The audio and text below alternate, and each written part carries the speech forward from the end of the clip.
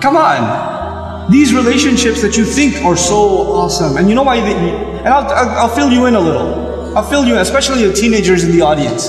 And the young people in the audience who kind of just recently kind of shot an email and somebody emailed them back and a little Facebook thing happened and, you know, a little wink and a little hee there in the playground, even though it's a separate school. But in recess you saw each other like hee and hee. Like a little bit of that happened. Let me just fill you in a little. You know, all of this is a product of low self-esteem.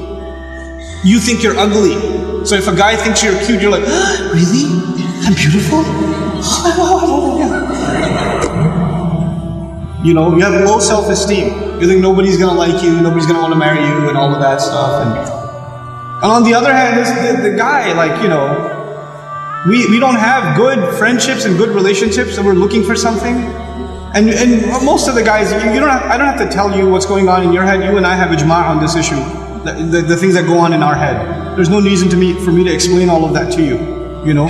But you know, just because you have raging hormones and you're like daydreaming about girls and things like that, it doesn't mean that you're in love. It just means that you haven't controlled your temptations yet.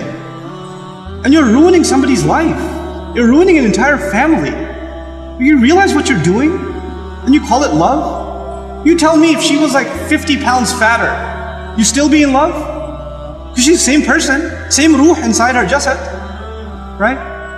If she was a burn victim or something, if her hand burnt off, or her ear was missing, you still be in love? Or you find somebody else to love all of a sudden? And if you can't answer that question honestly, then come on, you're not in love, you're just hormonal. That's all you are, you know? This is what we've done to relationships that are supposed to be beautiful. Marriage is supposed to be a beautiful relationship.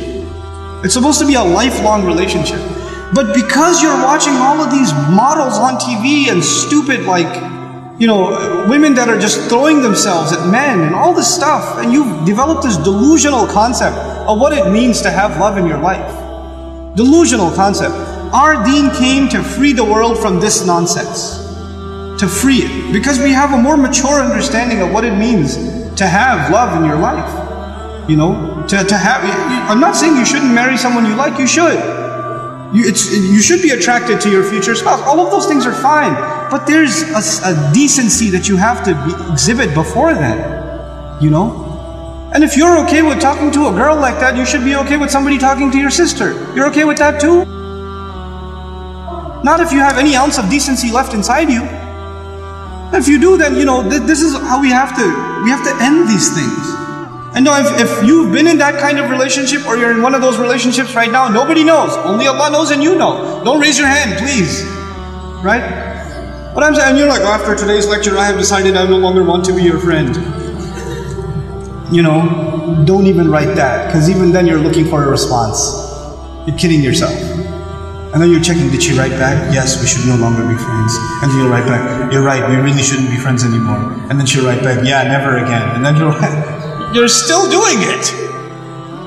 Just stop, just cut it off. Just cut it off. It's not good for you. And guys, I've done a whole series on shame, so I won't repeat the whole thing because it took hours and hours and hours, but I will tell you this. It's okay to be attracted to a girl. Allah put that in you. You're not evil for finding a girl beautiful. It's not haram for you to feel that way. You have to control it though. You have to control yourself. Our deen teaches us self-control. And if you cannot exhibit self-control in one aspect of your life, you'll lose self-control in other aspects of your life. Same thing for you. Same thing for you. Control yourself. Control your giggle. Control your overly friendly demeanor in certain situations. Don't be oblivious to, don't say we're just friends, or he's like a brother to me. If he ain't your brother, he ain't your brother. That's it. That's it. Either he's your brother, you share a mom, or he's not. And that's the end of it.